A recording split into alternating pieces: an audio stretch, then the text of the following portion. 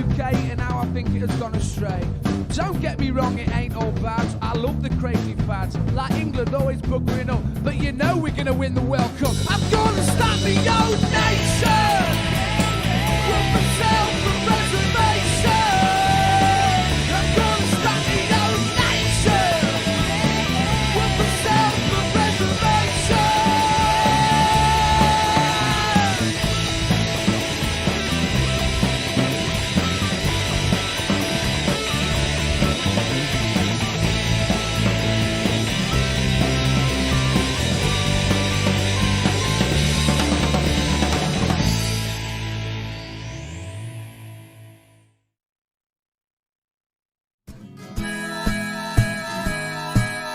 Keep the red flag flying here.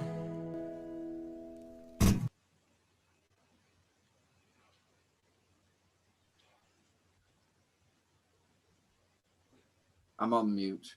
Messed up the welcome to the 48th edition of Political, and it's an important one as well, because it's just 4 weeks short of the magical 52, which will mean that we've done a year's worth of political movement. But because we had 4 weeks off in August, I just 2 weeks off. 2 weeks off over Christmas, that's all. So we went through August. There was nothing else to do back then, John. Year? In a fortnight's time? Yep, 2 more. I got so excited about it. I thought this was the calendar year. And anyway, well, maybe I'm still pumped up about it. Maybe you'll see that. And welcome to my 4 amazing guests: Paul Daly. Hello. Stuart Sutherland. Oh. Laura Daly Unite. Hello. Not in an official capacity, I might say. And Samantha Townsend. Hello. Hello. And we go straight to...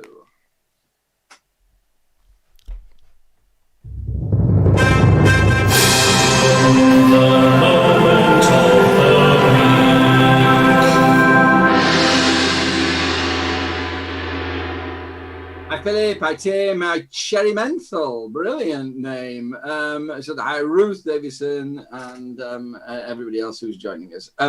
Okay, now this is not the kind of thing you expect to hear on a political chat show, but I have been in the loft. I've got a moment of the week. I've got my own moment of the week this time. I've been in the loft all day because now I'm a man of leisure. I'm getting around some of those jobs that I just sort of shoved in various corners. And I've spent all day in the loft. It still looks like the bomb dropped, but nevertheless, I'll show you something I found.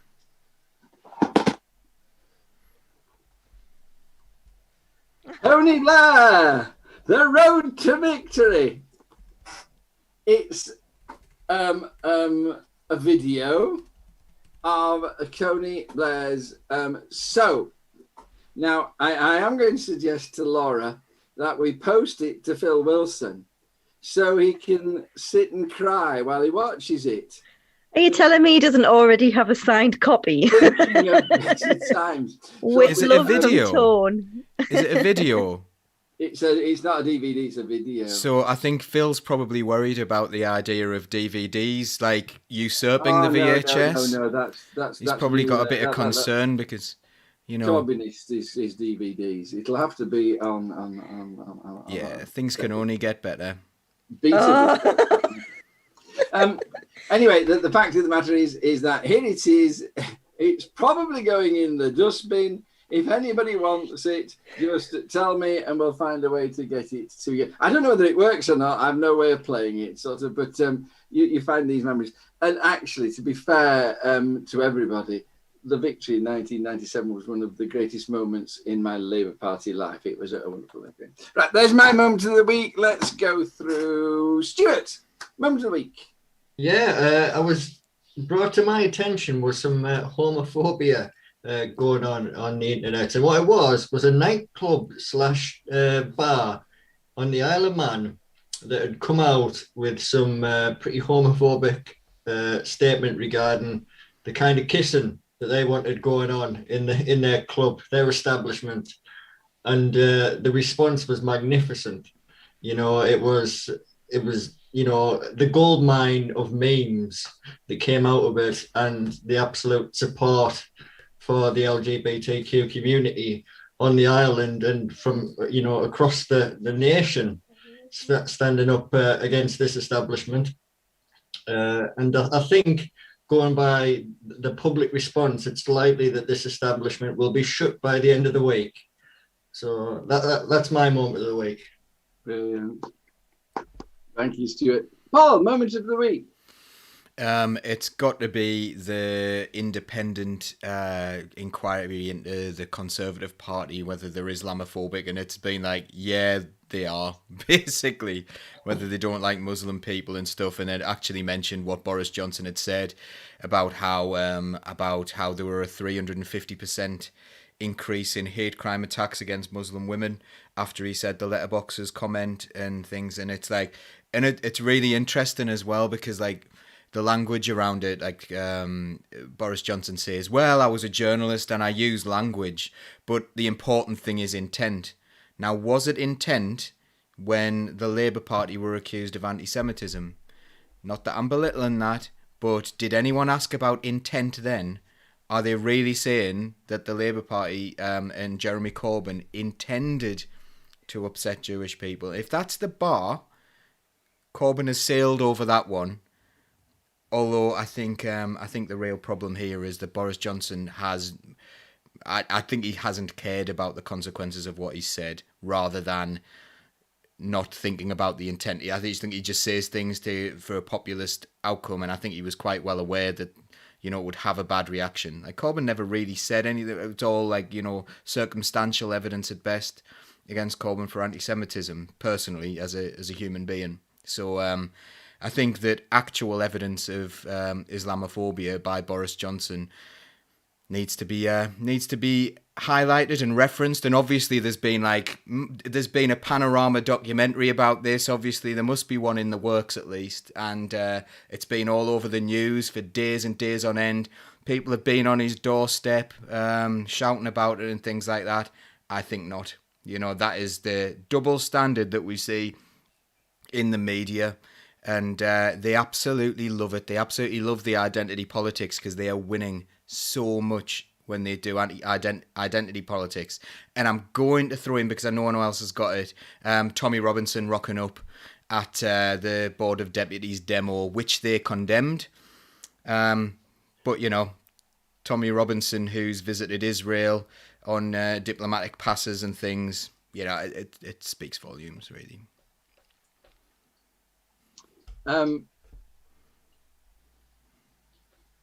I'm just waiting to see if Laura. Oh no, Laura! Moment of the week. Hi, sorry, he's not asleep yet. Oh, there you go to bed. Okay, so yes, my moment of the week was Priti Patel on the Andrew Marr show. I'll keep it short because I think I'm going to get another visit in a minute. But basically saying that the rules don't apply to her or any of the Tory party, and that breaking the rules isn't a priority. It's not important because they're just working so hard at a really difficult job. So God, let them off with all the lies and conspiracies and breaking the law. Doesn't matter. But people do, Laura. People, and I was going to say this to Paul. I mean, people do. They don't care. And sort of, I mean, I've been very interested to see the reaction to the opposition collectively defeating defeating Labour in the Durham local elections, in as much as what's happened is that as soon as anybody, even people mildly Labour leftish, have come on and said, oh, by the way, I don't like the way this is going on. That's a bit of hypocrisy. Or have you noticed this sort of going wrong here? There's this absolute tirade of people going mad at those people who dare to criticise the new councillors as, oh, unless you learn this, when are you going to learn your lesson?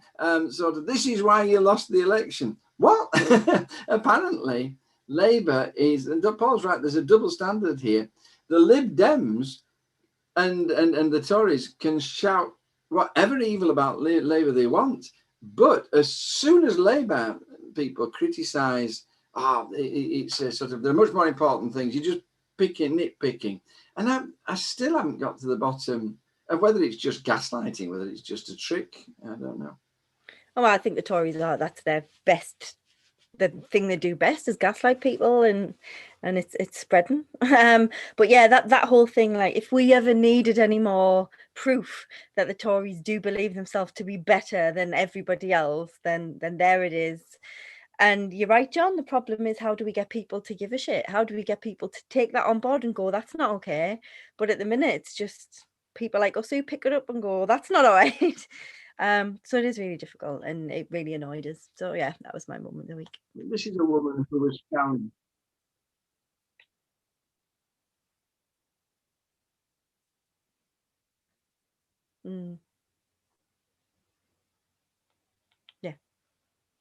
Yeah, Sam will if Sam agrees, we'll do that.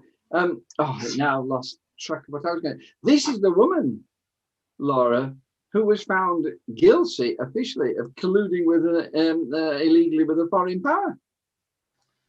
Well, exactly. Like just backs up her claim there, though, doesn't it? Like, well, I shouldn't be in trouble for that. That's what you've got to do. That's what you've got to do when you're in a position of importance like me. Sort of, I do. Sort of before listeners, I'm talking to you now. Before the show, Paul was saying he'd been interviewing John Trickett, the MP, and I said, "Wow, this is a come down." And Paul genuinely talking to us, and so that Paul genuinely says, "Oh, I don't judge people I don't put people into important and unimportant categories. It's sort of, to me," says Paul, "you're all equal," which is just the most lovely thing, and he's expected of Paul. But it just shows that the Tories are completely different. The Tories have a hierarchy, and the important people who can do as they like, and people like you and me who have to do as they're told. And it's sort of different. Sam, now, moment of the week for you. My moment of the week is Deanna doing the trick. I think Paul did a similar thing where he spoke against something and then voted for it.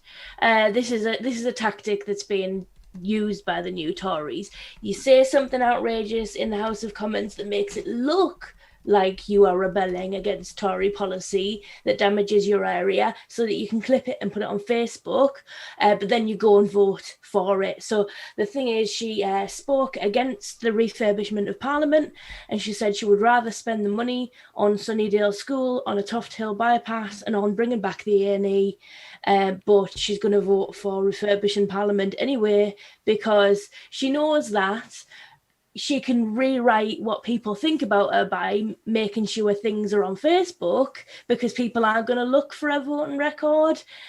So it's just so cynical, and it's depressing, but totally expected. And I'm just really annoyed, obviously, because I have now been campaigning on Sunnydale School for 3 years, and I've sent her a letter about it, and she hasn't replied to it, and we'll talk about that later. But and now I'm worried that these new Tories are going to get privileged access to her. Annoying. I think they are. Yeah. I think that's the idea. Yeah, but don't believe everything you see on Facebook. People check their voting record. Well, I mean, the thing is that they're openly boasting on, and I got to ask you about this anyway. But they're openly boasting on Facebook that now we've got the Tories effectively in power at County Hall. We'll get some money out of the government, and sort of the acceptance of a situation where money isn't given by need or per capita, is actually given by political persuasion. And sort of the utter opposite of democracy. But that's what they're boasting about. Samantha, quickly, I mean, I hear in the newspapers all kinds of things, that there's this huge coalition that's going to drive Labour off the board. And so, can you give us the inside line on what's happening at County Hall and what we can expect tomorrow?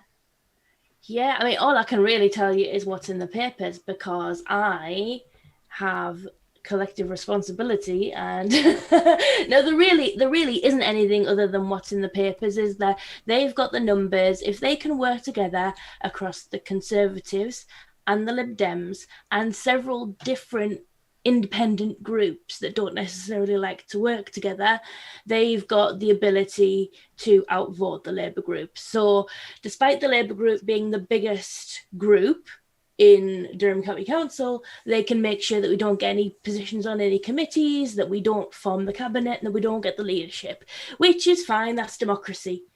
But at the end of the day, how good is their alliance going to last over the next 4 years? That's the question. There's a reason these people are not all in the same political party. They've got very different views and very different aims on a lot of things.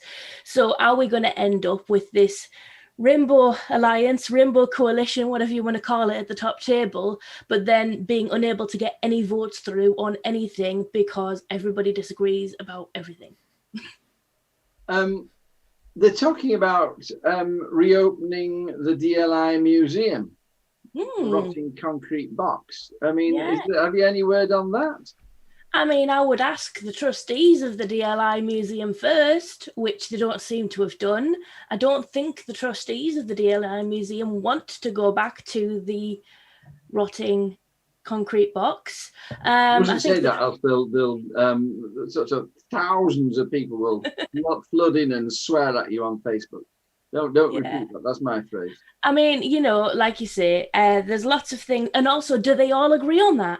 Do the independents all agree on that? Do the Lib Dems all agree on that? And do the Tories all agree on that? That's unclear because... And also, if it does go wrong, who do we hold to account? Is it the Tories? Is the Lib Dems? Is it the independent? Are they lining up the independents to be the fall guy when things go wrong? That's something I'd be worried about if I was an independent right now. And the other one that they're talking about is not moving into the new county hall, but selling it off and building a new county hall somewhere else. I mean, surely this is just all nonsense. I mean, is there any proper talk about that around the corridors of County Hall? I mean, I've been working from home when I'm able, so I've not actually been into the County Hall. But again, don't talk to me because I'm a Labour stooge. Talk to the business owners who have written to the not the Daily Mail, the other one, the Northern Echo today, to say that they think it's a terrible idea to interrupt the Akeley Heads development. They are 100% behind it. So is the Conservatives, the party of business, going to ignore all these business people who are telling them what they really want? It's just all over the place. Thank you very much. And what's going on? This is just the moment of the week, and these are the sorts of snippets from the news that each of the members of the team have noticed, and we just have a little shot where we say, what did you notice in the news that actually excited you? But I took the opportunity of having Samantha there to talk about what's going on at Durham County Council now. The Labour Party is no longer in control of Durham County Council. Well, it hasn't happened yet. Just wait till tomorrow night. Chris Hood. Come on, Chris, you can still do it. We need 14. There's 126. So you need 64 votes, and we've only got 53. So we need 11 independents to break ranks. If they've got 73, that's going to be very difficult. Anyway, I noticed the fact that Robert Adcock Foster says thousands of jobs at risk. If you abandon the Akeley Heads development, absolutely. And I would like to say there was a wonderful moment of the week from Leanne Powell, who went on a Support Palestine rally, and we all applaud you there, Leanne. Congratulations for your moment of the week. Right, and moving on. Now it's time for the big story. big story is that there are 5,527 children in Sedgefield trapped in poverty. Wow. I mean, that's a lot. Stuart, tell us all about it. Well, there's no big news article going alongside this. This is just a horrifying number that 5,527 kids in Sedgefield alone are trapped in poverty, you know, which is 36% of all the kids. And that's a disgusting level. And what's also deeply concerning is the MP hasn't pledged to tackle this in the slightest, which isn't unexpected. He's made zero efforts when he's been spoken to about support for key workers, about tackling insecure work. I mean, this isn't unexpected from him, but that's probably the most heartbreaking thing I've seen about Sedgefield in the last couple of years, and I'm very angry. So obviously, I'm a Unite community member, so I'm going to be pressuring the MP, shaming him, if you will, into trying to get him to support taking this on. I know that Unite Community will be contacting Samantha and, you know, the new councillors, the newly elected councillors across Durham to try and change the fortunes of these kids. And I mean, I'm actually heartbroken about that number. What do you do about that? How do you go about fixing that if your own MP won't even take it on that it's an issue? I mean, it's a huge number as well. And of course, there are massive outcomes from that poverty, which will be lifelong burdens on those 5,500 children.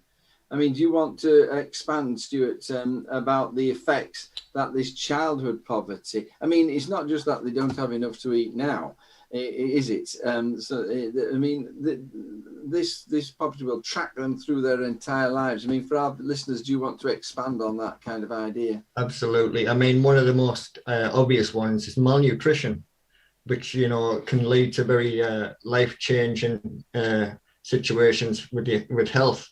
And from an economic standpoint, you know, there's the added cost to the economy of having people who are unwell from childhood through to their deathbeds as such. You know, these kids don't get the best start in life. They don't do well at school because of this, you know, food poverty that's, you know, part of the system, the trap of this poverty. They don't go on to do, you know, the things that was within their potential. They don't go on to these, you know, secure jobs, that the languish in insecurity for the rest of their lives, which is, again, another huge economic damage to the area. And it's just this spiral where, you know, it hurts the economy just on a financial aspect, but it hurts the society around us.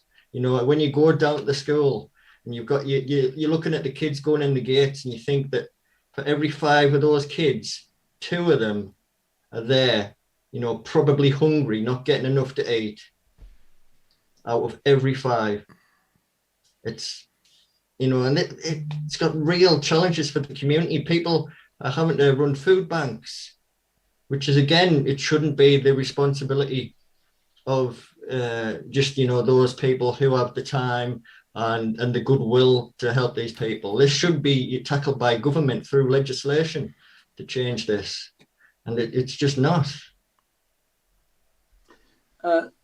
Laura, I mean, the Tories, when the Labour Party brought a motion to the previous council about food poverty, one of the Tory councillors said that he was very worried about food poverty, and indeed child poverty. But when you looked at the fact that all these people had mobile phones and widescreen TVs, he didn't think it was an issue for the government to address. It was an issue of education. Do you, seeing as you're on the edge of losing your temper all the time tonight, so I mean, is there any truth in that that wide-held belief that in fact the poverty of these families is at least in part their own fault? No, there's no truth to that at all. Not a chance. It feels like that whole rhetoric around, well, they've got phones and they can afford to smoke, and I've seen them getting a takeaway. What do you want? Do you want these people to be in sackcloth and ashes, crawling through the streets before you'll give them any help? It's absolutely pathetic. And I happen to think that a lot of the child poverty and poverty in this country in general is not just down to not being able to eat, but not being able to access education, not being able to access support for new mums and new dads, not being able to have childcare available, and people just literally trying their best just to get through the day as best they can. It is really hard to be a parent, as everybody here knows. It is really difficult to be a parent, and when you are tackling actual poverty, where you are in insecure work, where you have to work all the hours God sent just to be able to pay your bills, and you're not being able to spend enough time with your children, but then you can't afford to send them anywhere to get childcare. The whole system is designed to keep the poorest of us down and to keep us begging, and to then say somehow that's our fault or the fault of the people who are needing the most help is disingenuous, to use a polite term, because I'm not quite at swearing yet, but I imagine we're going to get there tonight at some point. And it's cruel and it's thoughtless. It's no empathy, and it is purely based in just lies and excuses. And our government at the minute seems to have this lovely way of pointing the finger at the enemy and pointing the finger at anybody else but themselves. And people lap it up because they do give credit to the government. They do little snippets of interviews really, really well, sound bites really, really well, headlines really, really well. And that's all anybody's got time to read. We haven't got time to go into the nitty-gritty of it. So they think, oh God, look at all these people. Have you seen the mobile phone she's got? She should be able to afford to feed her kids and put shoes on her kids. That's just that is not the way it is, and we shouldn't be expecting poor people to be literally living in a gutter before they're allowed any help. And I just want to say as well that this particular story that's been brought up is on the back of a campaign that's been led by the NEU called No Child Left Behind, and they've got sort of Marcus Rashford and people on board, and it is about trying to get people to be aware that that this is happening. And if you go on their website and look at their campaigns, it gives you a link to things that you can do to help, like emailing your MP and things like that, just to get people who do care and who do understand that this system is fundamentally flawed to just have a go and see if they can help in any way, shape or form. And I work for a different trade union, and I shouldn't be promoting the NEU, but this particular campaign is bloody good, and it's important, and we need to do all we can. Absolutely. I mean, one of the things I was going to mention in a question was that it's not just physical poverty. There's a cultural poverty and an educational poverty which follows from that absolute poverty.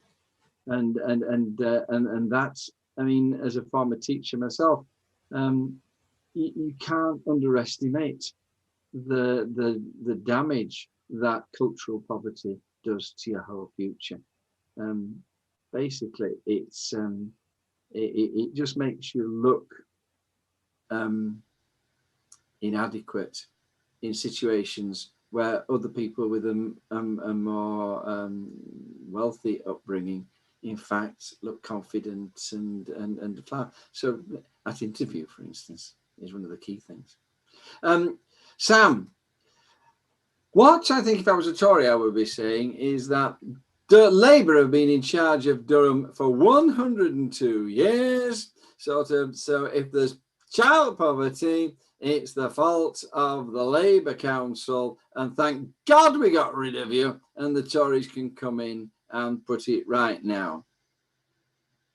Well, as Paul Daly would say, the council can't print its own money, but the government can. And the government ultimately give the council a huge wedge of the money that it uses to run services. The council doesn't control what level benefits are set at, or the hostile environment that benefits are set in, nor does the council set minimum wage or do the absolutely outrageous thing of changing the name of minimum wage to the living wage, despite the fact that it's not enough for you to live on. So there are lots of things that councils could do. And for example, Durham County Council has spent millions through the area action partnerships to have community-centred and led approaches to targeting and trying to alleviate the symptoms of poverty. That's been a great success, as you will well know, John. And it's something that I very much hope whoever is in charge going forward safeguards and keeps doing, because they're immensely powerful and valuable things. Unfortunately, earlier on in the comments, we had a comment saying bring back Shoe Start. You know, a lot of the Conservatives like to say that if councils wanted to, they could have continued funding children's centres, but it's just not feasible to do that kind of thing when the government pulls the rug from underneath you and removes all the funding. You know, that's a huge outlay, and the council has a lot of responsibilities, and has thought of different ways to use that money. For example, paying for free school meals during a pandemic when the government said they wouldn't do. So the council has done a lot of things to alleviate child poverty, but at the end of the day, if you're underneath a Conservative government, there's only so much you can do. Right. Anything to add to that, Sam? Thank you very much for that. Just floor me. I've not even got a supplementary question. I'm going to move on to Paul. Paul, a lot of people saying we're the sixth richest nation in the world, and this shouldn't be happening in the sixth richest neighbour nation. Is that not a trite thing? Sort of. Is that an adequate argument for the government doing more? You mentioned earlier on, I've been speaking to John Trickett earlier on tonight, and John is absolutely tremendous with figures. What we're talking about is the sixth wealthiest or the fifth wealthiest, and it's defined as how much wealth people have. And you know, there's been this long-held myth that wealth will somehow magically trickle down to everyone else, because these billionaires will spend all their billions of pounds and invest them and it'll be all great, but they're not doing that. So like, we're on Socialist Think Tank now. We should be we should define socialism as being like, you know, the antithesis of capitalism. But I actually don't think that capitalism is working how it is claimed to. Not in the Adam Smith way. And I know I'm getting a bit highbrow here and stuff, but basically the idea is like you're meant to invest your capital. That's the whole idea behind capitalism is you've got some money, you invest it, you make a bit more back, but like it helps everyone. That's the idea of capitalism. What's happening at the moment is people are becoming ridiculously wealthy, then hoarding it offshore. They're not investing it back in the communities, which is why we are arguing, like, you know, so outside of government, people who are on the left need to be looking at things like worker cooperatives that invest in the community with a golden share and stuff. Watch Joe Guinan's interview with Socialist Think Tank on Saturday. It is absolutely enlightening on this topic, so please do watch that. He's from the Democracy Collaborative in the USA. But, you know, these things are very, very, very important. The Conservative Party, etc., and they exist, and even to an extent a lot of the Labour Party, they exist to keep things the same. They exist to protect the powerful, and part of that is on the pretense that that wealth will trickle down. And in the old form of capitalism, to an extent, it sort of happened, but it's gone. That has gone. Everything is now offshore with neoliberalism. That is what's happening. Work does not pay. That is the key thing here. So a lot of these people we're talking about being in poverty, their families will be in work. Full-time work. And if they're not in work, why should they be in poverty anyway? What kind of civilized society we're supposed to be if people who aren't in work, or where you've only got like one parent in work, or they've got some people who've got like 3 or 4 jobs. You know, this is not the way it's supposed to work. This is a disaster in our system. It's embarrassing, and if you saw it in another country, you would think it was horrific. And if you were particularly jingoistic, you might even laugh at how ridiculous it is that they've got this wealthy elite, this oligarchy, and everyone else like has to scrap around for the rest. You know, that's the situation we're in. So whether or not we're whether or not we're the 5th or 6th wealthiest, doesn't matter if that wealth is going elsewhere. It's been held offshore. It's been taken away. Thank you. Perfect answer. God bless you. Thank you, everybody, for that and sort of very stimulating ideas from all of you. It's such a joy just to listen to you, but we move on. I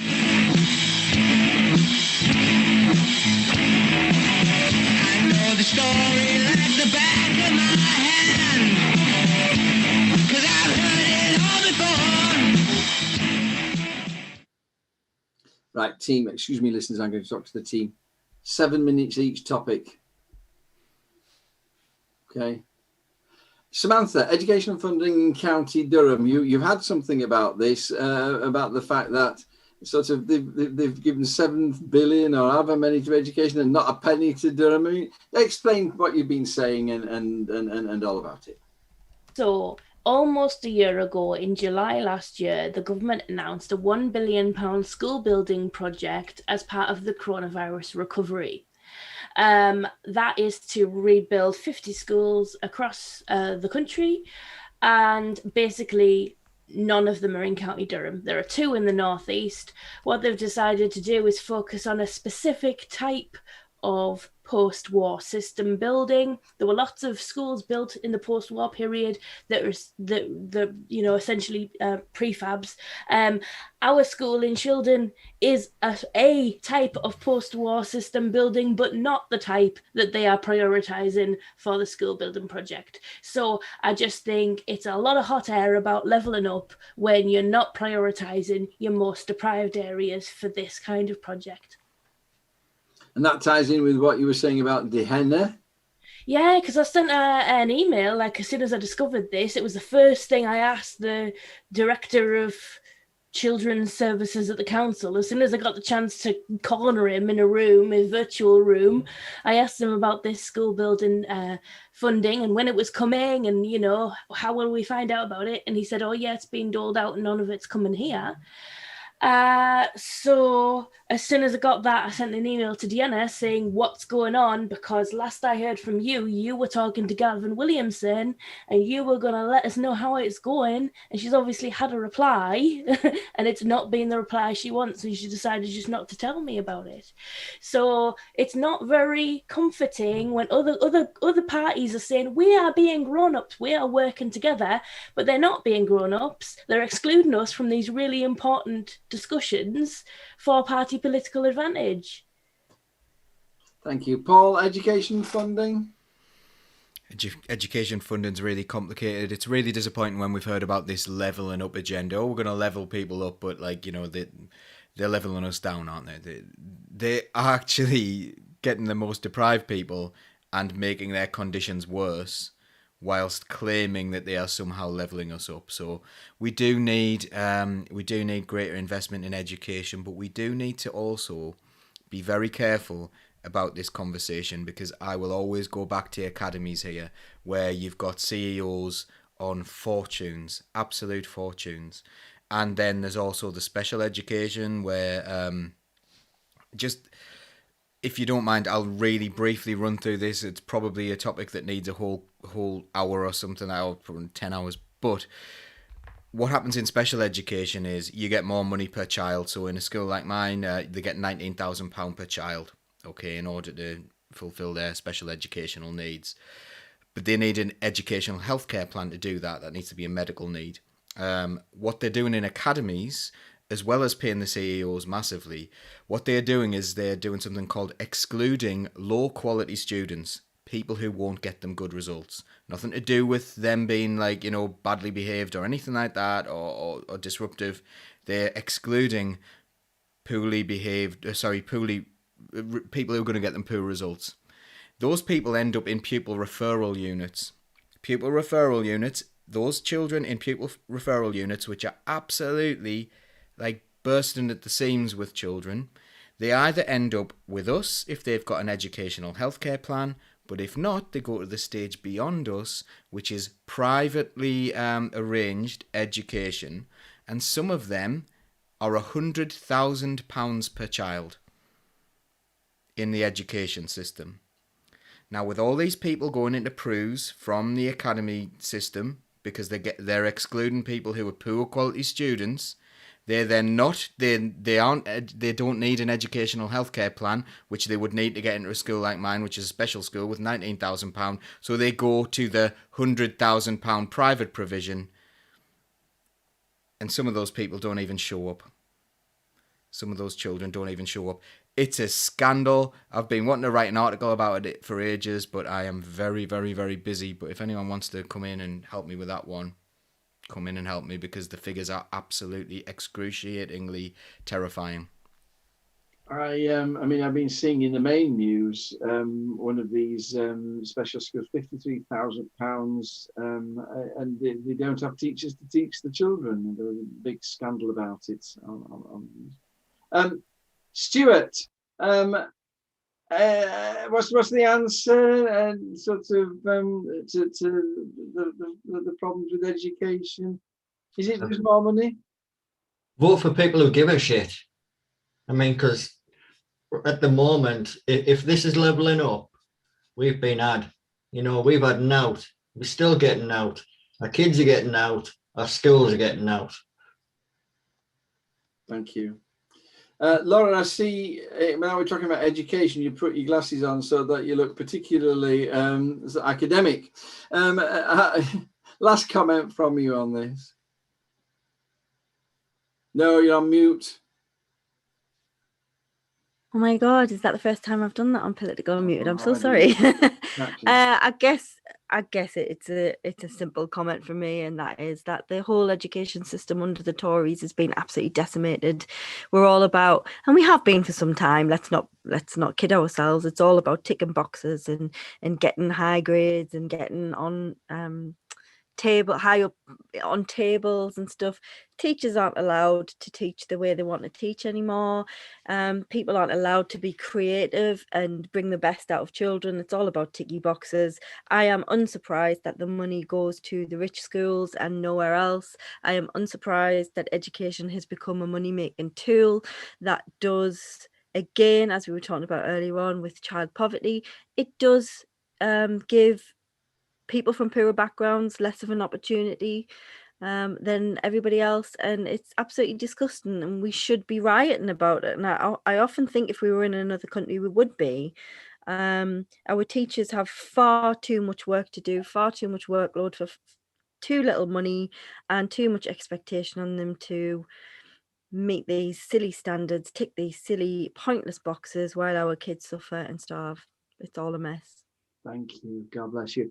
Samantha, a little bit of a discussion going on about levelling up and what it actually means. Could we, at the end, we sort of have a little while we actually ask the members of the panel what they think levelling up means? because I'm sure I'm with Anne Millis, I don't have a clue. It certainly doesn't mean bringing the North up to the levels of wealth that you see down, or economic activity, or income that you see down south. But there you go. Right. Next thing, Paul. Shildon Tory refuses to take up his seat. What does this say about Shildon, Samantha Townsend? I'll come to you next. Shildon Tory can't even bear to sit down in Shildon. Well, would you like to come? Tell what's going on here anyway. I think that's it. I don't think there's much I can add, and Samantha will know a lot more. It's just basically that people get put down as a paper candidate, and if no one knows what that means they agree to be on a candidate on paper, but they really have no interest in getting elected. Or like sometimes it's used for people who know that they have no chance but will have a run for it anyway, just for experience or whatever. But yeah, this is a paper candidate who didn't want to be elected in Shildon and has been by accident. So and has refused because they really aren't interested in this. And this links in with the way that they're doing things, like, you know, with regards to how they're going to be running Durham County Council and stuff. The Tories there and the Lib Dems and those independent groups that are suddenly a group rather than independent-minded people. And now, like, they're not. Are they bothered? You know, are they bothered about the people who voted for Labour? Because loads of people voted for Labour. Like, more people voted for Labour than did for any other party. And if they really wanted to have a broad coalition, I believe the Car Marshal has been speaking to people about these things and try to just saying, look, maybe like you can do different types of deals, you can do different types of things. But they are assuming that every vote for them was a vote against Labour. So they've run on an anti-Labour ticket, which is really easy to do. It's really easy to run on an anti, because I could just say John Clare's terrible. You know, look at him. You know, he's have to join the queue, Paul. He has a beard. Like, for many months he needed a haircut. I could say all these things about you, and you know. It's just the way, like, it's the kind of politics we all hate. People who don't really believe in anything other than the opposite of what someone else believes. So everyone, not every independent, but a lot of people are defining themselves as being anti-Labour. Yeah. And I think this guy was probably elected, or guy or girl, I don't even know, it was a guy, I guess. Was elected on an anti-Labour ticket, and he had no interest in doing anything other than that, other than giving Labour a bloody nose, and he's done that, and then he doesn't care about the place at all. Doesn't want to actually do the work involved. Samantha, is this a different chap to the one who was rejoicing that he didn't get elected, the student, or is this, have I got up here? So the student did actually have the courtesy to turn up to the count, and I said it was interesting because he was there watching the votes be counted, worried that he might win, and we were stood there looking at them, worried we might lose. And he was the one who was joking on Twitter afterwards about, oh, isn't it funny? I almost got elected and I didn't want to. And then, so that's, I mean, insulting to the people of Shildon and Dean Valley, to put it lightly. And then this gentleman, the gentleman who didn't turn up to any of the vote counting, they didn't do any campaigning at all. They didn't put an advert in the paper. They didn't put a leaflet out. They didn't knock a single door, from what I can tell. They didn't even have the courtesy to go and stand next to a pothole and pull an angry face and point at it and have the photo taken, he got elected to Shildon Town Council and refused to sign his acceptance of office by the deadline. So there's now a vacancy. When there's only been an election 3 weeks ago, there is now a vacancy and a potential for a by-election, which would cost the taxpayer of Shildon about £4,000. which is a lot of money for a little town council. So it's really frustrating. Again, it's disrespectful to the people of Shildon. I just think if you're going to put yourself up there, I mean, we stood plenty of candidates who we didn't think were going to win, but they were all willing to stand and they were all very proud to represent their areas. And I just think, that... Yeah, it's an insult to the people of Shildon. I'm disappointed because I did want, I wanted his input. When we've hit funding sticking blocks, maybe he would have ideas as to how we could unblock those. Maybe he could have been our inside man in Deanna's office, at town council level. Politics is really minimal. You're just in there trying to get stuff done. And we could definitely have worked with him, and we were looking forward to working with him, and now we're not. So thank you. Stuart? Oh, sorry, no, Laura, you first. Any comment? Yeah, I mean, I don't really have a great deal to say that is anything different to what Samantha and Paul said. It's a clear indication of just how little... I mean, I'll say this, obviously this bloke, but the Tories in general, I believe, how little they care and how little interest they've got in serving local towns and cities and councils, because it's all stepping stones for them and it's all about beating Labour and just, it's a joke, and it's not a joke. Town councillors work bloody hard, and I for one have seen, and I don't want to bleat on about Labour, I'm here representing social think tank tonight, and that's not just Labour, but the Labour councillors that I know on town and county work their socks off. I have never seen people work that hard, really care about the community, really care about what's happening to the people. And that is just, I can't believe that people voted for the exact opposite of that. So clearly it was an anti-Labour vote. For whatever reason, we won't go into the reasons for that. I believe it's the national picture. But to then go, oh, actually, but I don't care about your vote. What a slap in the face that is to good working people here. Good people in the whole area. It's pathetic. And I hope people see it for what it is. It's disgusting. Thank you. Stuart, I mean, I would go further than Laura. Is this not a slap in the face for Tory voters? Yeah. I mean, he's not insulting Shildon people. He's insulting the Tory voters who gave him their vote. Yeah, hundreds of people have put trust in that man to represent them on a town council. And he's basically said, I'm sorry, Shildon Town Council don't pay me enough to turn up, the very few times that I'm legally required to do so. How many times would he have had to turn up, Sam? Over the 4 years, 8. 8 times. 8 times is all he had to do. It shows you the level of, dedication, what you get when you vote Tory. Thank you very much indeed. And finally, Laura. Okay. Are you trying to wind me up? Bill Wilson, an article in The Independent. If it wasn't for the Labour Party, we'd probably have a Labour government, which has to be one of the most evil statements I've ever heard in my life. But, I'll give you first dibs at losing your temper about it. First dibs. I'm going to remain calm. And actually, do you know what? I'm going to agree with Phil Wilson on this. That headline, as written, if it wasn't for the Labour Party would be in government right now. However, we have differing opinions on what that means.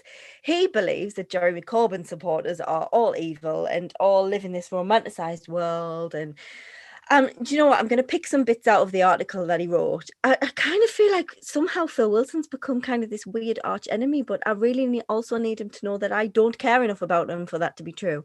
I just care about the people here and how much he is just winding people up. He's talking about campaigning. He was, proudly campaigning between 1979 and 1997, and they won, and it was all the glory days and everything. And then Jeremy Corbyn came into power. We forgot how to win. We forgot how bad it was to lose. The situation became intolerable because Jeremy Corbyn's followers wanted to reboot the memory banks with a new past, which didn't really matter whether Labour won or lost. Some of the quotes he says in it, under Corbyn, the country was frowned upon. I mean, if you just see how many people the Labour Party recruited under Jeremy Corbyn, we weren't frowned upon, we were celebrated for offering something different. And also, we were frowned upon because of our Brexit strategy, of which Phil Wilson was a key component. The Carl Wilson amendment made us go, no, we don't agree with the public's decision. And Sedgefield, of the place where Phil Wilson was an MP, was an overwhelmingly Leave constituency, and yet he wanted us to knock on the doors and go, you are wrong. You don't win votes by telling people they're wrong, and we know what's best for you. We aren't Fabians. So that was annoying. And he just keeps going on and on and on and on about Corbyn supporters. Joined the Labour Party like joining was being at a spa, where you select what you want, and then just leave feeling good and don't care about winning and the thing is, right, I always go back to this quote that Phil had put in another one of his wonderfully bleak articles of what's the point in having principles if you don't have power? That just, for me, shows exactly, it just details exactly the divide between what is going on in the different factions of the Labour Party. And I hate that they are, but there's no point trying to pretend that they're not there, because they are. I would always say, what on earth is the point in getting into power if you don't have principles? The exact opposite of what Phil Wilson thinks, because if you get into power and you offer more of the same, then that is perpetuating that narrative that they're all the same, and we're not. Socialists, democratic socialists, which is written on our bloody card, which is what we're meant to be, is exactly what Corbyn was offering. I'm not saying you have to love Jeremy Corbyn. A lot of people don't like him. That's fine. I'm totally over it. But you can't deny that those policies were designed to look after people who needed the most help. They were designed to make the country fairer. And the people in the Labour Party, and I'm talking about, staffers, and we have to say allegedly because nothing ever happened there. Staffers of the Labour Party, the Parliamentary Labour Party, were all attacking our own from inside from the beginning, and it is the biggest attack I have ever seen. And because we supported somebody, Phil Wilson thinks that we're the ones who brought the party down. I think he needs to take a good long look in the mirror and have a look at his part in this, and stop trying to preach like some messiah of, oh, I know all about the Labour Party because did you know that I was Tony Blair's friend? No one cares. Stop. If you're going to talk about the past, then you need to stop talking about it as well, because you're taking us back to the bygone age of the 1997 elections. At least Jeremy Corbyn's a recent history, and one that really got people enthused. And that's what we need to be doing. We need to stop having a Conservative government is top down. They'll tell you what's best for you, and they'll convince us that that is what's best for us. They've proven it's not. People dying, hundreds of thousands of people dying during a pandemic that was so poorly handled, and no one's saying a word. This is not the way it should be. It should be communities coming together. It should be grassroots moving upwards. None of this trickle down nonsense. And yet here we are with an opposition that is doing exactly what we did in 97, and we're not showing any signs of getting more points in the Labour Party or in any political system. We're failing miserably. We can't even beat this government. Which is probably, I would say, on a par, if not worse, than Margaret Thatcher's government. We are an absolute joke. And if Phil Wilson thinks he can release a statement like that and think that it's actual fact, people need to just not buy it. It infuriated me, as you can probably tell. I'm sorry. Thank you. And so I hope that was therapeutic. It was. Thank you. You talked for 7 minutes without repetition, deviation, or sort of, and I'm going to be in trouble, listeners, from the other three, because there's no time for them to comment about Phil Wilson. Perhaps it's for the best in terms of libel and defamation. And the sort of what we're going to do now, it may well be that sort of everybody's bursting and we'll have a little discussion, and we might carry this on at the beginning of the next part and see what everybody else thinks. But what we're going to do now is we're going to take our normal 5-minute break, and when we come back, sort of Samantha's going to be in the chair, and we're going to look at some of the things that you've been saying, some of the topics you've raised. Again, just fantastic. No, I'm not going to bin it. I'm going to post it to somebody who wants it. And we'll have a little chat when we come up. So thank you for being with us. If you've got to go, sorry, see you next week. But most people actually come back and watch while we let our hair down a bit, incriminate ourselves with injudicious statements, and it's much more of a discussion. Thank you very much indeed. See you in 5 minutes. My name is Jack Atkins and I'm not afraid, and I live and die by this vow that I've made. The only good fascist, a dead one, they say, and around the we are.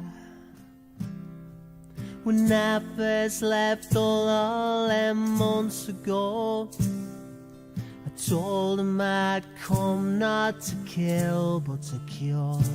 Well, for an ambulance driver my shot's pretty sure, and around we are.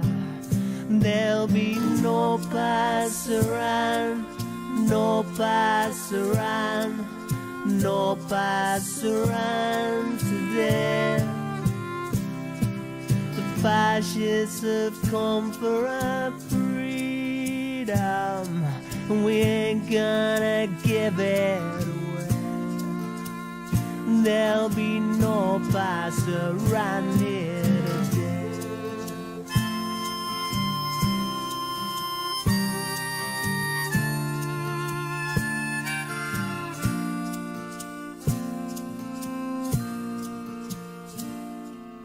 I told my mother, now mother, be strong, for the left way is right and the right way is wrong. And you can stick that on my grave when I'm gone, for I'm a real we are. There'll be no pass around, no pass around, no pass around today. The fascists have come for our freedom, and we ain't gonna give it away. There'll be no pass around here today.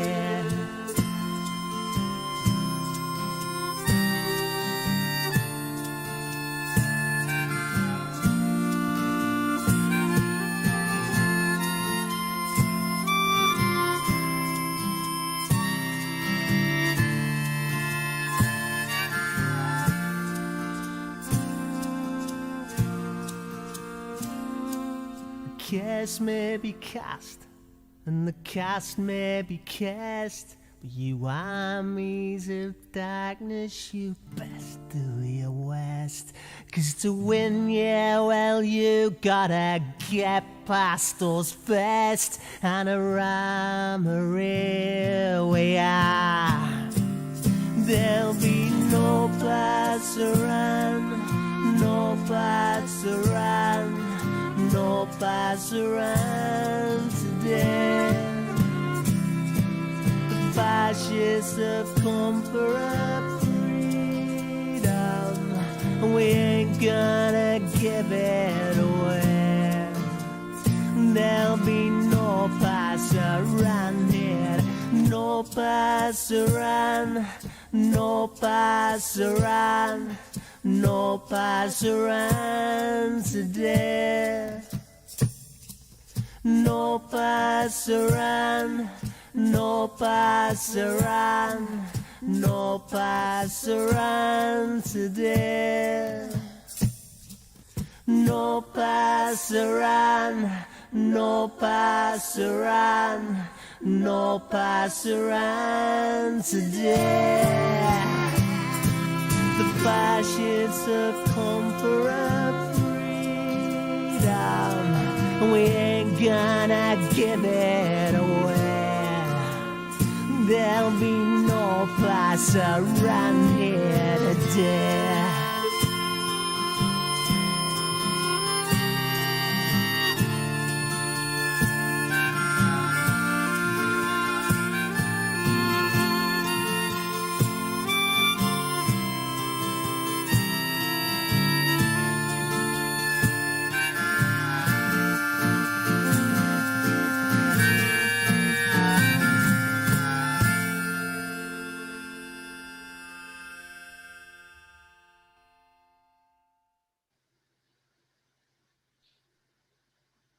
Hey, we're back. Sorry, it's been a busy week. I'm falling Were you asleep waiting for here. the jingle?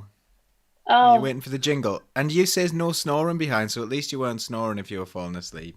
I was not snoring. No, I was just sleeping in my head. Have I had the jingle now? No, we don't do the jingle on the second bit. Oh, okay. There we go. Fine.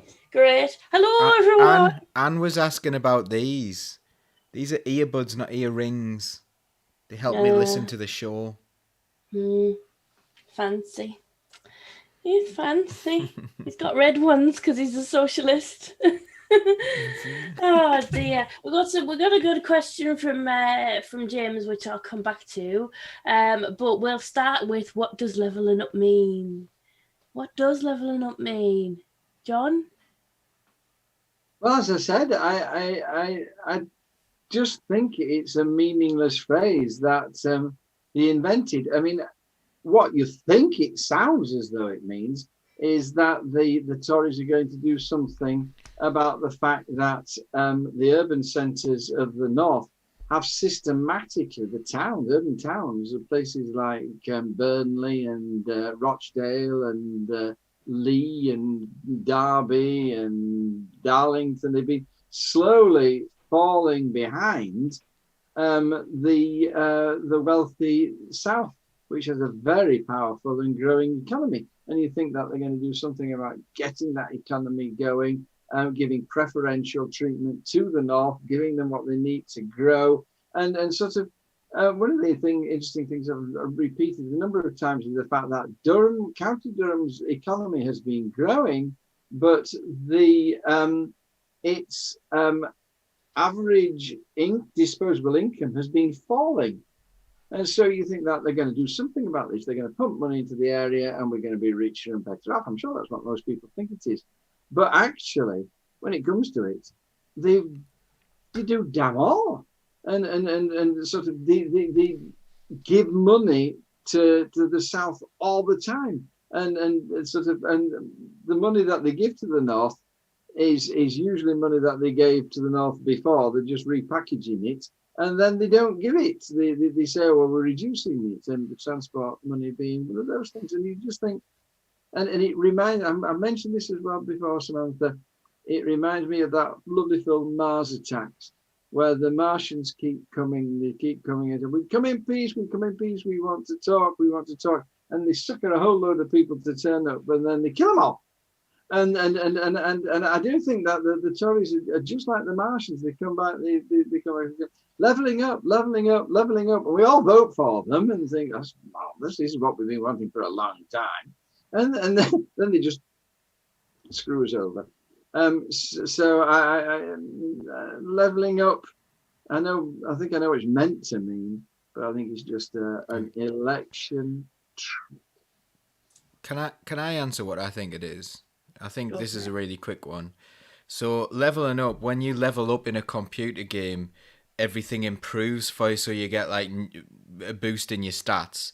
And the Tories thought they were speaking to the youth, as they call it, when they started saying leveling up, and they started trying it out to see if it was a phrase to get the youth involved. And and it somehow stuck as a thing. So they started talking about leveling up. So it's like, as I can't remember who it was, but it was really good. They said it was a vacuous phrase, vacuous meaning meaningless. It's just something they say. It's something they say, and it doesn't actually mean anything. If you say something that doesn't mean anything, then you are not accountable to what you've said. Leveling up. Well, what does leveling up mean? Well, it has no meaning. So actually, when we don't give schools more money, it's not leveling up, because that's not what we meant. We meant leveling up. What does leveling up mean? Well, it doesn't mean anything. So that's what it means. It means nothing. Another thing is, I think it's a way of sort of the Tory party talking. It's reassuring to rich people, isn't it? Because if you talk about equality, and if you talk about, then rich people worry that something is going to be taken off them to be given to poor people. But if you talk about leveling up, you're not doing anything to affect the rich people. So it's a very well-constructed Tory phrase, not to worry their base, but to excite ours, that stuff's going to get better for them. But unfortunately, like I said, there's very little evidence that it's actually happening at the moment, which is depressing, because it's what we all want, isn't it? Like, it's one of those rare opportunities you are kind of quietly cheering on the Conservatives. Like, you could do something, you could increase minimum wage to £10 an hour. Come on, it wouldn't be that hard. And they're not doing it. What's leveled up? Like, what has leveled up? What can we quantifiably say has leveled up in the last 16 months? Oh, well, there's been a pandemic, Stuart. Yeah, so the only things that have leveled up is child poverty, unemployment rate, need for mental health access, waiting times at the NHS. These are the only things that have quantifiably been leveled up, even though they've been pumping money into us, apparently, for the last year and a half. They always talk about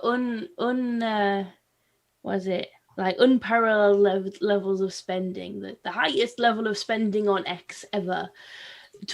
Like, as if that's a good thing, when money always, like, you always get, like, the cost of living's going up, so things have to cost more, and then on top of that, there's more people, the population grows all the time, doesn't it? So you're always gonna, and like for the NHS, we would develop new and expensive technologies all the time, and new and expensive drugs, so the cost of the NHS grows naturally. Just because you're spending more money on it doesn't mean you're actually doing any good by doing it, you know what I mean? I mean, they're obviously not doing a great job with the NHS, because we've never had an NHS waiting list this long, but they'll just say there's a pandemic. And this is what we were talking about before, about the way we rub our hands and we head in our hands, and we're like, oh, I'm really sorry about this, and the reason for this is this, and I'm going to explain it.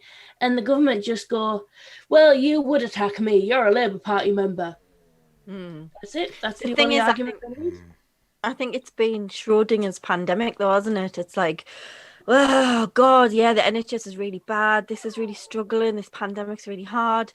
Hang on, aren't your rich friends all getting richer? It's just like, it's either really, really good or really, really bad, and it is both, but for different types of people. Yeah, I'm getting on my high horse again. Sorry. More reasons to be cheerful. James says, the fact is the old Labour group are gone, the new are in.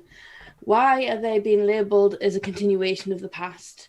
The public voted for change, but not a change in party based on polling from the election. If the new group is offered that change and being rejected, what can socialists in the Labour Party do in County Durham to change this scenario of the coalition of chaos? So, yeah, the new alliance / coalition of chaos, depending on which side you're on, argue that they've got an electoral mandate to change things because more people voted against the Labour Party than for them, and happily glossing over the fact that the Labour Party is still the biggest group in County Hall. So more people voted for the Labour Party than for anybody else. So I accept the fact that democracy is what it is, and you know, if they can manage to hold that coalition together, they're totally entitled to do so. I think that's a crucial thing, and it ties into what Kath says above. You know, we're in now. What we need to make sure is that we let people like me talk and show that we are not the same as all of the councillors that have come before us in a respectful way without slagging anybody off. You know, Kath says we need to stop grieving about Durham County Council, learn by our mistakes and move forward. And there were mistakes. I was the rebel picketing outside schools for the teaching assistants. You know, the teaching assistants disaster was one of the reasons that I decided I wanted to stand to be a councillor, because I couldn't get my head around how a Labour council had got to this position where they were going to fire and rehire a predominantly female, low-paid workforce that deal with the most at-risk and vulnerable children that we have in the county. You know, I couldn't get my head around it. And I thought, well, the only person who's going to represent my views here is somebody like me. So I can spend the next 15 years trying to find somebody like me who's willing to stand for the council and represent myself, or I can go and do it myself, which is why I've ended up in this position I'm in now. So it's tricky. It is tricky because you don't want to trash your brand, as we've discussed before. There's no point spending ages going, the Labour Party are rubbish. Look what they did in the past. We're terrible. But we do have to be honest when things have gone wrong. And if the National Party can say we're under new leadership, we're drawing a line under it, and we're going to be a new thing, I think the local party needs to be able to do a similar job of saying, okay, we are here, we are listening. And also the key part of that is when you say you're listening, you've got to prove it, you know, and not just paying things lip service. And unfortunately, this is the type of thing that Phil Wilson doesn't get, isn't it? You know, he thinks he can do exactly what they did in 1997 and deliver the exact same electoral success, forgetting that the world is a very different place now than it was in 1997. It's a sad state of affairs where we are, but where we are. I would like to see a more political Labour group, whether we're in power or not, and maybe being out of power will give us the free rein to say things that we might be a bit more cautious to say if we were in power. I don't know. We'll find out. Any ideas, Paul? Well, I think the first thing we need to look at is whether those independents want to align themselves with the Tory party, whether they want to align themselves with Lib Dems, whether they want to align themselves with increase in spending while decrease in council tax. Are they going to mothball the new county hall, or are they going to sell it off privately and sell off more government assets so essentially privatize a building that was there for the public use? I don't know. They've got a lot of big decisions to make. Do they really want to align themselves with this in order for some of their friends to have cabinet positions? That's what it's always been about. It's been about that power. I don't know, like, the Labour Party are guilty of this in many ways as well. Like, you know, power should be a means to an end, not an end in itself. And I think sometimes some people within the Labour Party have seen, like, oh, well, you know, like, and Phil Wilson's one of them, he's saying, oh, we need power now. But that's not the end. You know, the only point in having power is to exercise it and use it for the people. and be accountable. And power should not be power. It should be responsibility. It should be caring about your community. You should be held to account for that. Now, if they want to do these things, will they be held to account by their communities? Will they be able to lie about like all the things that the Labour Party have done dreadfully? And as you said, Samantha, I totally agree. Like, the Labour Party in County Durham did make mistakes. I thought they were poor, like they weren't democratic enough, and I believe the campaign should have pledged to be completely democratic and should have spoken to the people. I think that works. I do think it's a positive thing. I think that's what people want to hear. But then at the same time, you've got one of the most democratic people you could possibly imagine on this panel, John, who lost his seat because of probably the national picture, which is looking quite, quite top down. So, it's all linked in. All this mess is linked together. If you regroup and if you say, okay, the Labour Party is about its members, rather than what Phil Wilson said, which was to totally discount members are the problem. That's what he meant when he said the Labour Party would have won without the Labour Party, which is an oxymoron. It's a stupid thing to say. But what he meant was that it was the Labour Party members, so people who chose to pay into an organisation in order to try and support it, those people who delivered leaflets, all of you, it's your fault. You people who had no choice in what I said in Parliament, you had no choice, but you supported me anyway. You delivered leaflets anyway. You went out and you did these things for me, and I hold you accountable for what has happened to the party, even though every single thing, every prominent thing has been done by the powerful. Now, what we need to do is go back to grassroots. Policy needs to come upwards rather than downwards, and I think that really needs to be something we emphasise. The Labour Party could be the most powerful thing possible by giving away power to communities, and I'm not saying ignore the electorate, I'm not saying members are more important than people in the general public, but the Labour Party should be the eyes and ears in every community. It doesn't mean throwing away principles. It doesn't mean saying, well, if your mate down the pub says something racist and you go, oh, I'm a racist now because I want your vote. It's not that kind of stupid thing. It's like saying to your mate, now hang on, the problem you've just brought up, that's nothing to do with the colour of their skin. That's to do with something, or they say talking about immigration, say that's bad bosses. That's bad bosses employing people under minimum wage that's a problem, not the fault of someone who's got no power whatsoever. They're the conversations members could be having. Instead, they're being silenced, they're being not treated as if they're part of something important or special at all.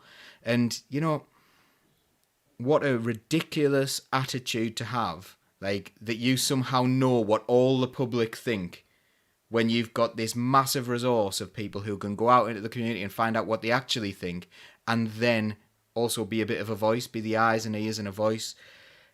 The Labour Party are wasting its biggest asset by ignoring members, and we can see that with what Starmer's doing at the moment as well.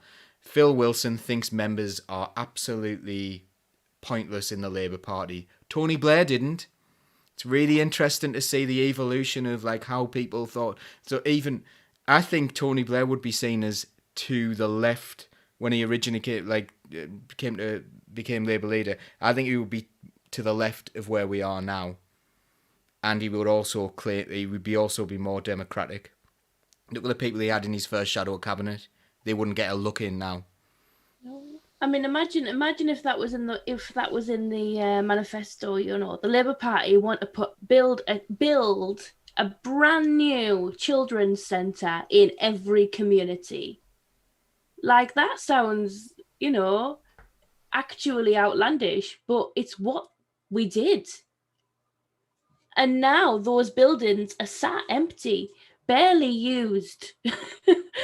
Sat empty, part used. There's a nursery that uses ours, but I think they only use half the building. It's technically owned by the school now. Very underused. Tragic. Ethical foreign policy. When they came in, they said they were going to run an ethical foreign policy. Well. How many members do you think Phil Wilson's actually met, though? In reality, so most of them have left, haven't they? Yeah, so he's met. there's probably 6 or 7 that he's spent any time with, and he's based his entire opinion of the Labour Party on that very small handful of people he spent any time with. I mean, what Paul said is so true. You know, you can't buy the intelligence that can be gained from an active membership. During the election, with a very small core of activists, we managed to talk to 700 people in Shildon and Dane Valley. You know, those were conversations on the doorstep. You know, it would have cost you thousands to gather that data through a call center, and you probably couldn't. Because these people, we've tried phone banking. I did a hell of a lot of phone banking during the election as well. People don't answer the phone. They've all got caller ID on, and they know you're not their friend, so they don't pick up the phone. So there's a money value that should be assigned when the big wigs at the top are crunching these things. They need to have the money value in the back of their head when they're working out how much you value these people, because I know that's all they understand, probably. Go on then, John. I'm trying to bring us back to James Summerall's question, which I thought was really intriguing, and there were 2 underlying assumptions which I thought that it seemed to be showing. I may have got it wrong, James, if I've misinterpreted this, but it seemed to me, Sam, that what he was saying, first of all, is that the nature of the group, the Labour group at County Hall, has changed. That sort of there was that the last council, the group was substantially more to the right than the group now. There seems to be that kind of underlying assumption that it's a different Labour group, but there also seemed to be the underlying assumption that the offer which he would have been sort of party to promoting was in fact more left-wing, and that the electors in County Durham, by electing fewer Labour people, had in fact rejected that offer. And what do we do about that?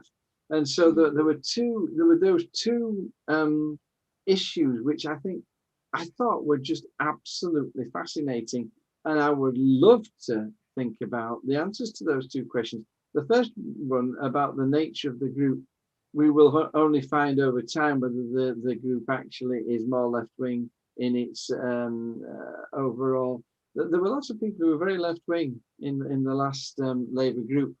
And sort of, but the thing about the Labour group, James, is that it discusses and it comes to a group decision, and then you don't notice whether they were left or right, because they all just sing from the same hymn book. It's very interesting to see whether you see a difference in that as time goes on, and I'm interested too. But the second one is that, did I get it right that you were sort of saying we made this left-wing offer and it was rejected, and where do we go from here? That's what you seem to be saying, and my golly, I'd love to know the answer to that question myself. Thank you for that. Ask that question again, Paul. Go on then, Paul. Boss. The boss to do it. So there's no, we're all on the level of, until it's me, and then I'm not the boss. It's okay, I can cope with that.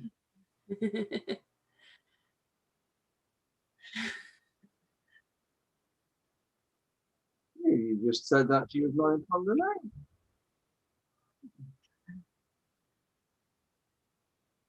name.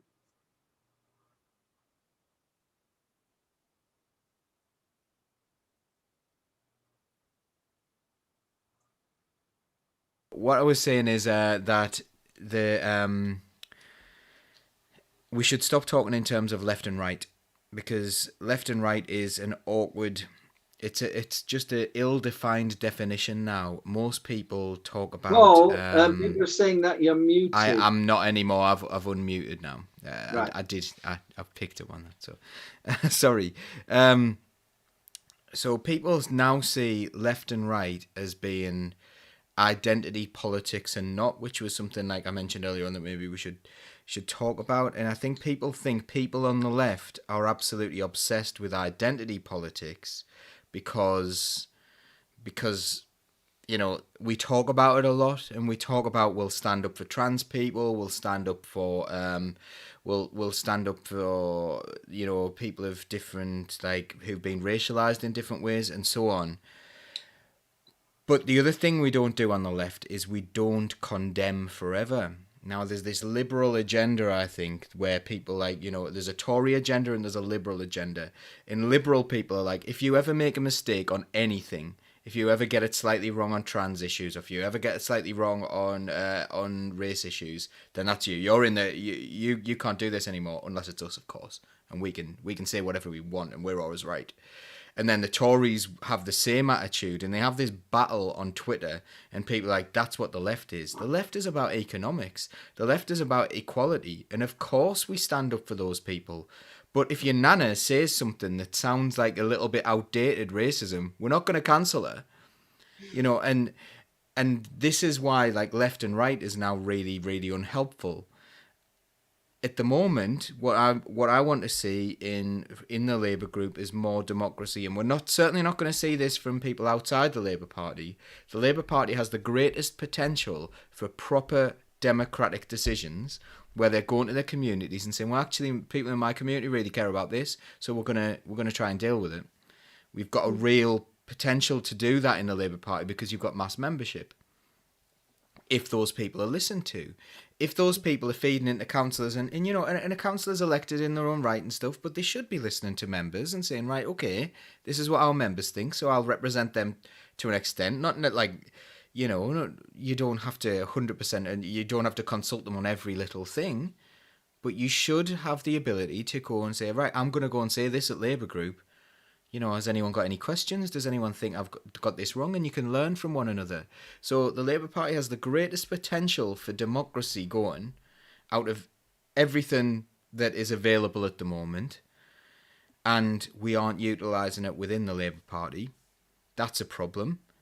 But also, like, we're defining ourselves in this ridiculous space where, like, people are either cancelling people because they've made, like, a little mistake or a big mistake or whatever, like, you know, and it's totally against what left-wing politics means, because if you think if someone makes a mistake, then they're cancelled forever, then what's the point in anything?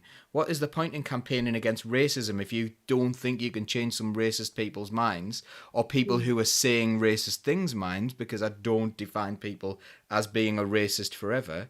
What's the point in trying to change people's minds over trans issues if you think they're defined forever as a transphobe? It's absolutely stupid the way some people are going on, and I don't think it's people on the left. I think it's people who claim to be on the left, but they're actually liberals because they are defined. No. You can be gone. You can be gone from my presence forever. And yet they can say something absolutely awful and it doesn't even matter. Sorry, ranty, but yeah. Perfectly right. Applaud. Yes. To come back to sort of the situation of, is this a more left-wing Labour group, and did we have a more left-wing political offer that was rejected? No, we didn't have a more left-wing political offer that was rejected because the Labour group hasn't had a chance to get to know itself yet. You know, any Labour group member who's tuned on to this because I shared it on my Facebook page will have heard me speak for the longest they've ever heard me speak before, because I haven't been able to speak in Labour group meetings because they've all been packed full of business and not a chatty, sociable place. So we hopefully I would like to see a more left-wing political offer develop as we start talking about politics and getting into what we actually want to do.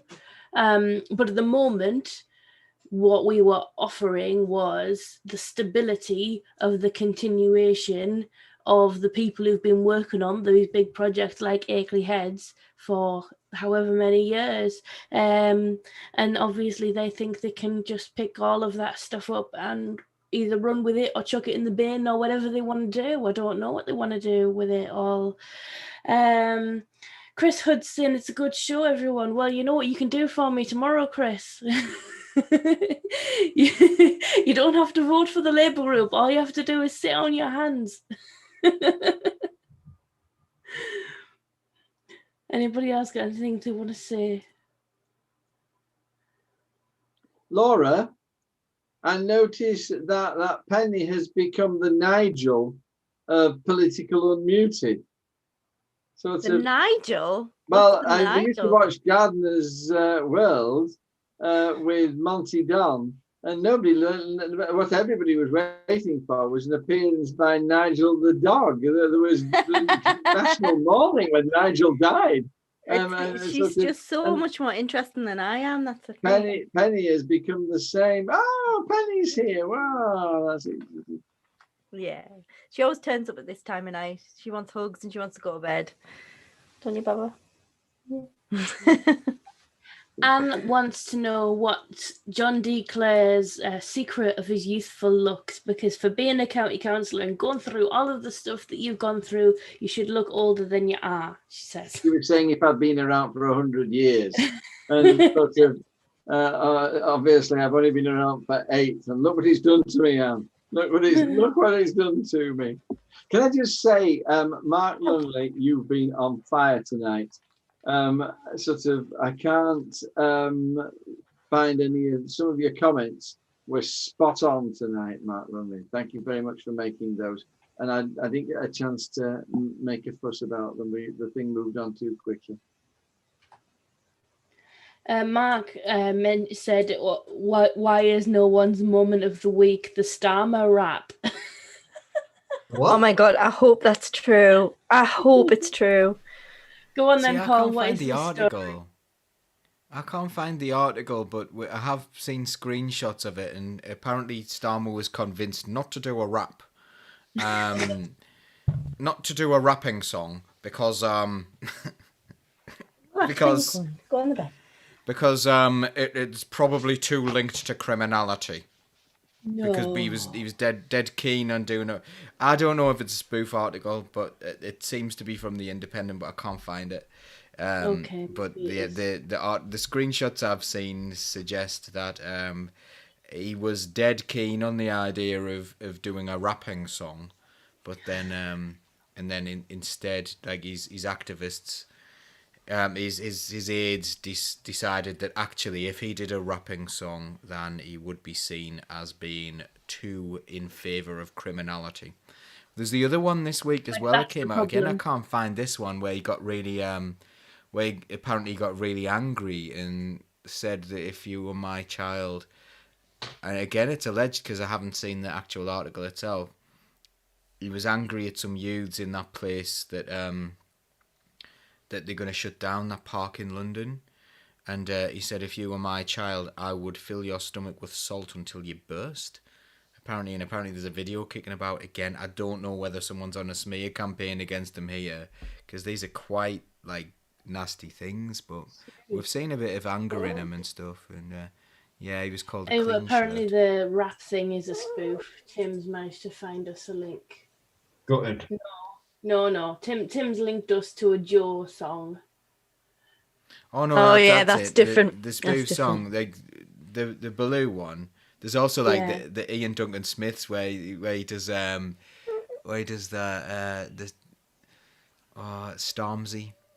the Ian Duncan Smiths, who are absolutely hilarious. Like, it's worth a watch. But yeah.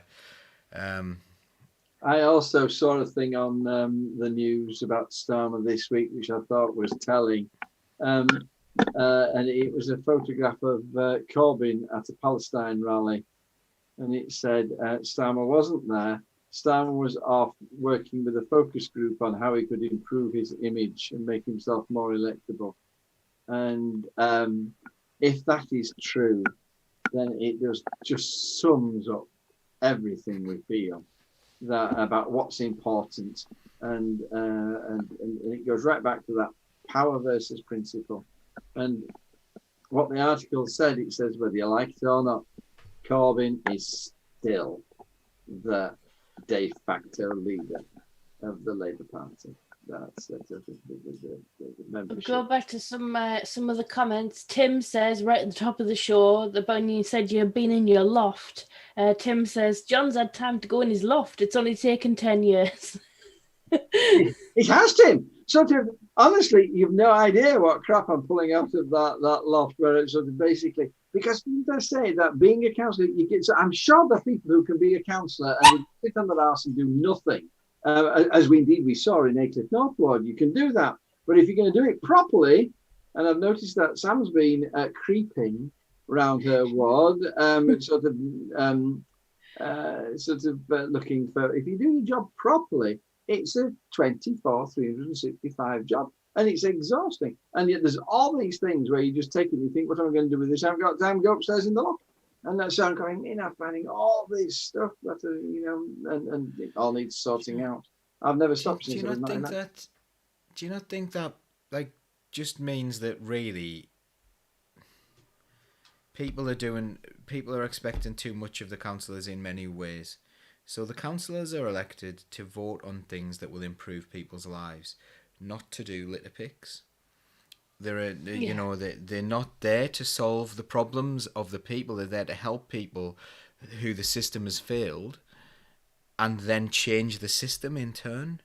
And instead, we've got this. We've accepted this system where people will rock up at, like, MPs will turn up at a food bank and be like, "Oh, I'm at a food bank, look at me." And then you'll get like someone from Hartlepool saying, "Well, it's great that you've got some food banks." And I will not take the mick out of that person, because every single politician who's had a smiley photo at a food bank going, "Look at me, I'm at a food bank," has created a situation in which people think politically food banks are good.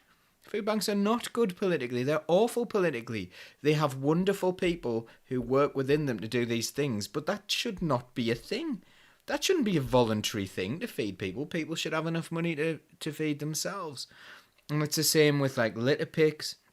It's the same with, like, all the work Samantha's going, and that work won't be done. That work won't be done without you, but you went round and, like, picked up all sorts of minging stuff this week, and I saw that on Facebook.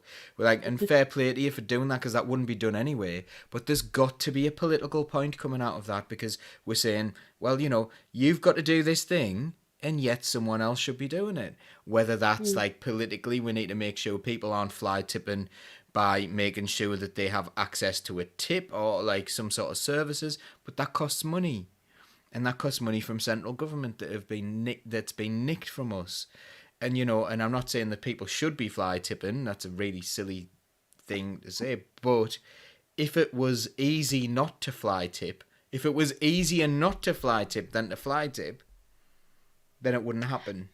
Well, you say that, but there is a caravan full of rubble on the road up there. Like, it was quite a lot of effort for them to either steal or, find or buy a caravan and then fill it full of rubble and then abandon it on a road because they thought that was a clever way to fly tip. Another thing that I've been discovering this week is a whole load of recycling bins that have been stolen and then filled with rubble and then left on street corners, so people think that somebody's just not took the bin in, so it doesn't get reported as a fly tip, but it is just a fly tip. So the people go to some extreme lengths to fly tip, and I don't. We definitely need to find out why. Definitely do need to find out why, because prevention is always better than cure. But if you just had to make a phone call, and say, right, I've got all this stuff, I need to tip it, can it be picked up without charge, without extra charge, because people feel like they're paying enough, then maybe people wouldn't fly tip. We need to link up with licensed waste carriers. Because it's less hassle filling a van full of rubble and going to the weighbridge and paying the ton weight to dispose of that waste than it is to steal wheelie bins, fill them up with the rubble, take them somewhere to get rid of them. It's not a hugely expensive thing in County Durham to dispose of waste. It's very simple. Waste licenses are free from Durham County Council. You know, if you want to be a licensed waste collector, you know, we need to connect people with decent, you know, small businesses who will take away the rubble rather than, you know, leaving people vulnerable to the people who'll take a couple of quid to move some bricks and get away with it. I mean, the reason that I it was just a bag of rubbish. It's just to carry a bag full of rubbish the other day, and the only reason I did it was because I thought, look, I've got a litter picker in my car. I can report it to the council. I can ask the council to come out with a litter picking team and litter pick this area. But if I just do this now, first of all, it'll be gone. Second of all, it will be good social media content, and that Facebook post has done very well. And obviously, it shows that I'm willing to get my hands dirty, but it also carries a message about please put your stuff in the bin. You know, otherwise, silly ladies in chicken dresses are going to end up doing it for you. So I totally get the point that, you know, and Lilith says in the comments, people think public servant means public slave. There certainly are people out there like that, and people like me have got to make sure we do put boundaries in place. And tell my people point wasn't for what you've done. What you've done is laudable. It's really good. But like, if we replace politicians who are meant to make decisions, so we're seeing this in Wingate at the moment. Paul Howell sent people a letter saying he really cares about the fact that there's been crime going on in our area and stuff, and he's saying, that things should be done, and people are like, that's really good. Yeah, it's really good that he thinks things should be done. But his only job is to go and vote for communities like ours to have a better life. If he never votes, his job is to go and vote in our interest, and that's it. And at County Hall, your job is to vote in the interests and direct the county to do that. You are not a de facto litter picker. You are not and then what we need to be really concerned about is whether, you know, MPs are getting loads of publicity out of turning up at food banks, as I mentioned earlier on. That's not their job. Their job is not to turn up and go, food banks are good. This is ridiculous. Their job is to vote in the community's interests. And if we are blindsided by the fact that, oh, what a great MP. What a great MP. They turned up at a food bank. It was wonderful. Yeah. They didn't speak to any of the people who used the food bank, of course. They thought they were beneath them. But they smiled with the people who worked there. Like that's not a thing. That is not what politics is for. Politics is to vote in the favour of the people, not to have a photo opportunity. And I'm not in no way criticising you here, Samantha. You did a really good thing the other day. But we always have to have that political message with it that this shouldn't need to happen because we should have better services in place in order to do this. And totally. You know, and the fault of that lies with central government, who are not funding us well enough to have fly tipping picked up properly, or to have things in place that people wouldn't need to fly tip. We can lose sight of that sometimes. If I can change the subject, really important post by Chris Hood there, isn't there? Yes, about he says tomorrow's meeting.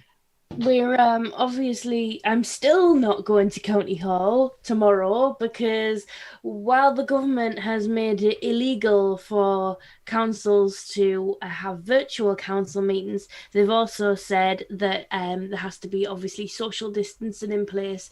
So you can't have social distancing in County Hall. There's not enough space. So they're going to make us do the County Hall, the AGM for Durham County Council in Spennymoor Leisure Centre. We're going to be on rows of desks like 16-year-olds doing the GCSE exams. It's going to be hilarious, right? So, but obviously because of that, there is limited space in Spennymoor Leisure Centre. There were only 10 spaces for members of the public, and of course Durham County Council meetings are usually public. So what they have said is that it will be publicly broadcast on YouTube, so you can watch from 10 a.m. The meeting will be live streamed on YouTube. So if you are very interested in potentially watching the Labour group be destroyed, or watching the Labour group be triumphant in setting up a new administration, however it goes, that's where you find it. So very well done to all the staff, have to say that. They've been working really hard to pull this all together. Obviously, we know where Spennymoor is, but Durham County Council covers all the way up to Seaham, Peterlee and all these other places, so it's going to be quite a trek for them. Yes, I'm every confidence that it'll come off all right, but it's potentially going to be a very long meeting. With the desks, is there any potential for peer pressure? Could you do some peer pressure? Could you be like, oh, well, you know, that one stinks, so you shouldn't vote for them, and that kind of thing, like really childish stuff? I mean, there will be all manners of communication happening when they're supposed to face the front, but you know how good kids are at doing that. And will there be a named vote? And how will the named vote go? That's stuff that people are talking about. Independents love a named vote. Ooh. Yeah. At County Hall, all votes are named because it's an electronic voting system, and you vote, and then they display the names of the people who voted afterwards. So that it's a bit of a silly thing to ask for a named vote. The main problem you'll have, Samantha, is when you're voting on the amendment to the motion, sort of, do I vote for or against? And you always get somebody who presses the wrong button. And there's this long list of opposition names voting against it. And then there's this Labour chappie who's got themselves muddled up in the middle of it. Oh, you know, he's going to get into trouble after that. So just watch yourself very carefully. And that's why you sit together in a group, because you'll see all everybody, is it one or two? Is it one or two? They're all asking you. 1 for, 2 against, 3 abstain. Just get it right. That's my advice to you. I will get it right. Can I also say, there was somebody asked a brilliant question earlier about Rob Roberts as well, which we don't have time for, I don't think. Yes. Now, I have not been able to be fully aware of what's happened, but is he actually being convicted of a criminal offence? Or is it just... So I know it's a sexual misconduct. I think he's been found sort of... Is it by the Parliamentary Standards Committee? Have they... Oh, yeah, I've seen this. Yeah. So yeah, this is the thing, it was Parliamentary Standards. An MP who is convicted of a criminal offence can be subject to recall, but I don't think being Parliamentary Standards does that, does it? Well, I think the theory is that nothing happens at all. He's been found to have pestered people sexually for some considerable time. But it's interesting that, like, I think it's quite similar in my, not to my knowledge, to Mike Hill. It seems to be equivalent, but it's like one's a Tory, one was Labour, one was a woman, one was a man. They're all wrong-uns. They're all wrong-uns, and they need to be put in the bin. And Mike Hill, I don't know whether he was jumped or was pushed, but he resigned. He's lost his seat, you know. And this guy is just going to be, I'm not bothered. I'll just crack on. Probably get elected next time as well. Anyway, if it's possible to have a recall, I'm totally in favour of it. Get him out of there. It's disgraceful. Suspended Cat's for 6 saying weeks. he doesn't. Can you say Cat's comment? Yeah. Anyway, we're all running out of batteries now. We better say goodbye. Okay then. Remember, you can subscribe to whatever channel you are watching this on. And there is also a podcast. And there is also excellent stuff that happens on a Saturday and other days of the week that you should watch on Socialist Think Tank. And you can also become a member, and it doesn't cost you any money. That's cool. You can give Socialist Think Tank money if you want, but you won't get anything in return because we are just bad socialists or good socialists. Something like that. Socialists. Yeah. There's such a What we're thing as a saying bad is socialist. if you want to do that, also, like if you want a hoodie, we've got a couple of them, but we want to put we need some orders in. So if you want a Socialist Think Tank hoodie, you can order one, and when we have enough stock, we shall send them. Because but we've got hoodies and all sorts of lovely things. We've got a little badge with John's face on it. Who's that? Hang on, and it looks like that. Yeah, it does look like that. Yeah. So we've got I must stuff. confess, it's a lot better than this. So there are advantages to it, I suppose. Yeah, just let us know because we've got a few sizes in there. So if you want one that's there, drop us an email or get in touch and whatever. And then also become a member. You can pay us to be a member if you want. We really, really do appreciate it, but we will not exclude anyone from anything because you do not pay. And also, we have a Discord, which is kind of new. So you can join our Discord server, which I am getting to grips with. I'm not really. I don't really understand it, but we'll do that. We'll do Discord as well. And I think that is enough plugging. So thank you, Samantha. Fantastic. You were very good at that, and I had to add things to it because I am really, really not good at that. So yeah. So you will see us on all of those other places and here every Tuesday at 9:00. See you next Tuesday. Ooh, okay. Hey. Bye, everybody. Bye. Keep the red flag flying here.